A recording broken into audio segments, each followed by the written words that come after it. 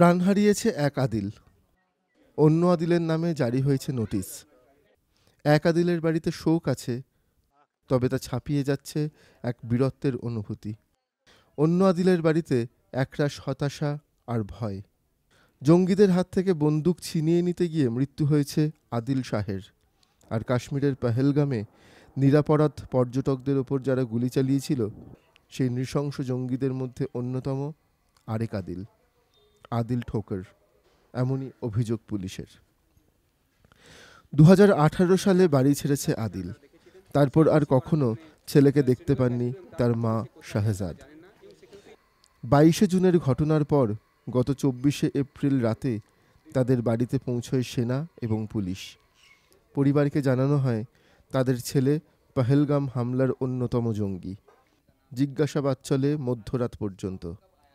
এরপর গভীর রাতে আইইডি দিয়ে গুঁড়িয়ে দেওয়া হয় তাদের বাড়ি। আটক করা হয় আদিলের বাবা এবং 2 ভাইকে। ভাঙা বাড়ির ধ্বংসস্তূপের সামনে বিধ্বস্ত অবস্থায় বসে আছেন মা। জানেন না এই ক্ষত থেকে কবে মুক্তি পাবেন। तमे दो एम दह वाक़ गो मे निक खानदार तड़क जो बेहज निक बे लड़क जो पितर बॉय जज तम 5 मान अके गरक 5 नफर तम बंद बह दहस बंद गॉडनिक दह नीहस बह 4 बजे तम बंद गॉडनिक दह पे त्रोस बह यल वुच मे बुथ कहें तम सर अगर पता कि सह वन ना क्युत क्या बुथ वुच मे सह टोटली जहई। শাহজাদ বলছেন, ছেলে যদি সত্যি এই অন্যায় করে থাকে তাহলে তাদের এই শাস্তি জায়েজ। ना मे अपील अगर मेनिस नेचस खता तेल कोरुक ठीक अगर ना तमिस खता तेल कोरुक गलत तेल कोरुक बोड़ बार गलत मोजूर गाँव मे कर शुर तज मोजूर खानदार त मोजूर वन कत करो बे नव मोजूर तो बनाओ আদিলকে খুঁজে বার করে চরমতম শাস্তি দেওয়া হোক। বলতে বলতে কণ্ঠ রুদ্ধ হয়ে আসে মায়ের। প্রশ্ন তোলেন, ছেলের শাস্তি পরিবারকে দেওয়া হবে কেন? रात 8 बजे के करीब सिक्योरिटी फोर्सेस ने यहाँ पे सर्च ऑपरेशन स्टार्ट किया। हमें बोला गया कि आप अपने मकानों से निकल जाओ, किसी सुरक्षित जगह पे चले जाओ। इधर इस घर में इनकी माँ थी, उसको भी बोला गया कि आप भी सुरक्षित जगह पे जाओ। फिर काफ़ी देर तक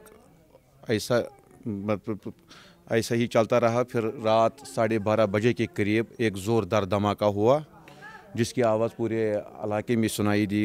फिर सुबह जब हम आए तो देखा कि ये मकान जो है आदिल ठुकुर के बाप का, उसके दादा फिर बाप का, तो ये ज़मीन बोस हो गया। तो फिर हम यही देखते रह गए। আইইডি বিস্ফোরণে শুধু আদিলের বাবার বাড়িই নয়, কাঁচ ভেঙেছে, জানলার কপাট ভেঙেছে আশপাশের বাড়িরও। প্রতিবেশীরাও গোটা ঘটনায় সন্ত্রস্ত, বিহ্বল। প্রশাসন জানিয়েছে, বছর আড়াই আগে আদিল তার মাকে একবার ফোন করেছিল। কয়েক মিনিটের সেই কল ট্র্যাক করেই আদিলের খবরাখবর জানতে পারে তারা। জানা যায় জঙ্গি গোষ্ঠীতে নাম লিখিয়েছে সে সময়ও বেশ কয়েকবার এই বাড়িতে তল্লাশি চালিয়েছে পুলিশ এবং সেনা। এরপর বাড়ির সঙ্গে আর কখনো যোগাযোগ করেনি আদিল।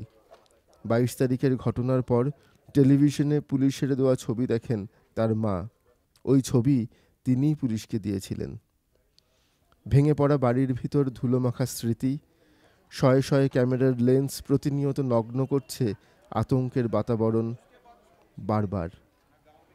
আর তারই আড়ালে বিষণ্ণ মুখে আদিল নয়, স্বামী আর বাকি 2 ছেলের পথ চেয়ে বসে আছেন এক ক্লান্ত মা।